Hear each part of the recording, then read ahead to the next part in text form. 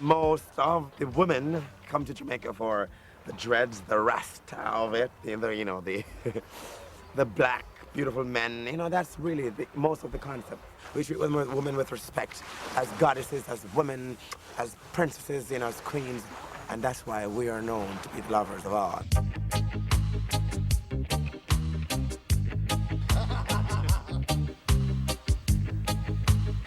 They're running away from all that 9 to 5, that snow, traffic jams. They're down here to find people that they want to meet. People do come down here uniquely to get laid, which back home, as you know, is not something that you can do that freely, or you don't have that free, let loose attitude about you to just walk up to somebody and say, how are you doing today? Do you want to go to bed? Here, it's kind of easier.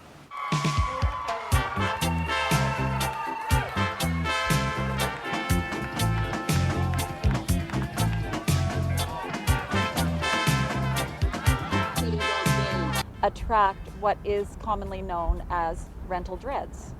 And rental dreads are the contemporary Jamaican version of the old-time gigolo.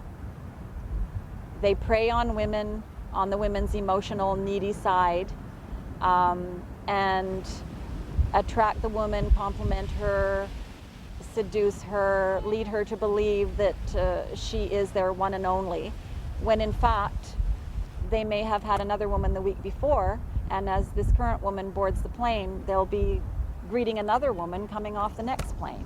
There's no real genuine feeling. It's just a question of the women are filling a need for these men in terms of material need.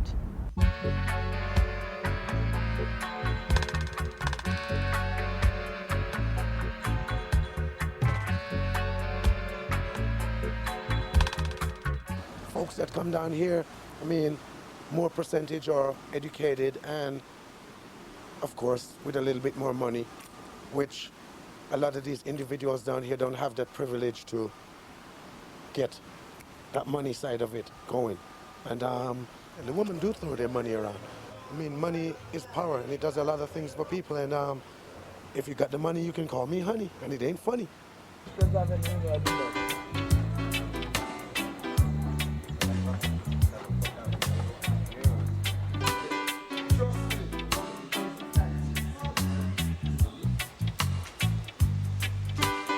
The white ladies that comes to Dominica or to the Caribbean islands, I think some of them has all the way of looking at a black man, or the getting to know, besides visiting the sites and the beauty of the country. I think in their mind they have something else. You give them the touch about the place and so on, and then they feel very flexible or comfortable with you, and then things happen. They would like maybe to experience maybe the nightlife with you, go out and have some party, dance, and maybe then there is thoughts and feelings that come into each other's minds, and then you could practice them. You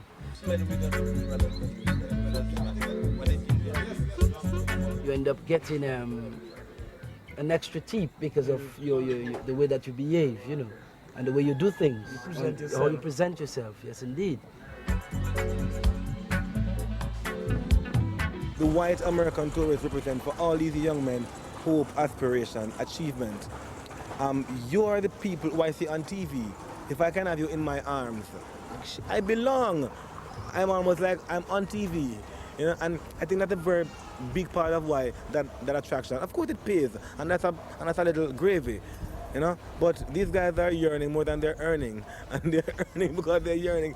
I don't want to sound any way bad or anything, but I've heard a woman, well, not a woman, many women said to me, once you go black, you can go back. Lots of different things. I don't know how funny it is. And they heard that, black men tend to possess this huge male section, you know what I mean? I'm serious. And lots of women really come.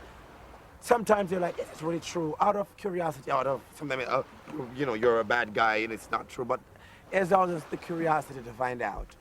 And I can't speak for everyone, but it's practically true.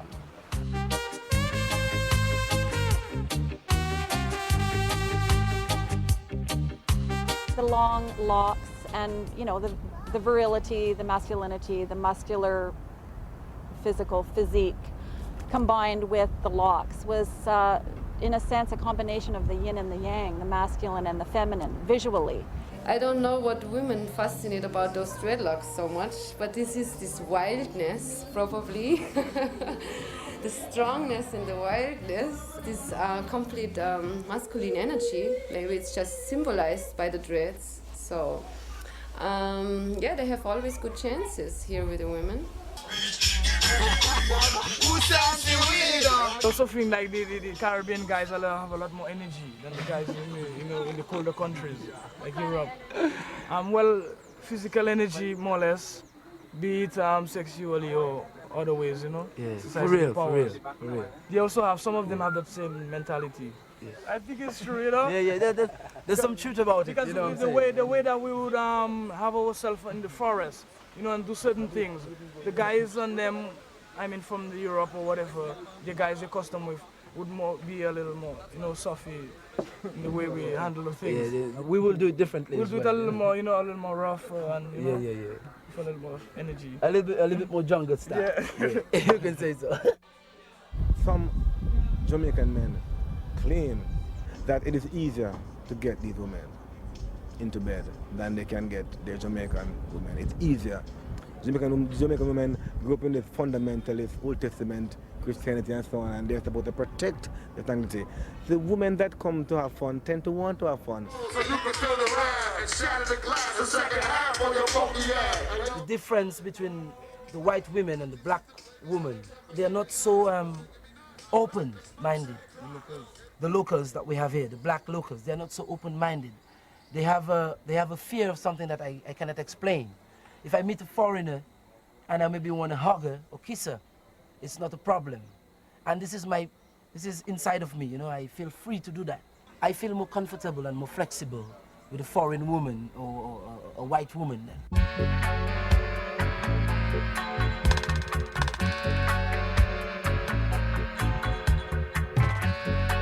I've been to France, Canada. I've been a little bit to the French Caribbean islands as well, Antigua. And I like it. Where I loved it the most is in France. I lived with a woman for over 3-4 years. It's one that I met on this island, and she lives in France. She made me discover a lot of nice things that I never thought that I would maybe ever discover on my own, because of my culture, you know, and because of where I live, you know.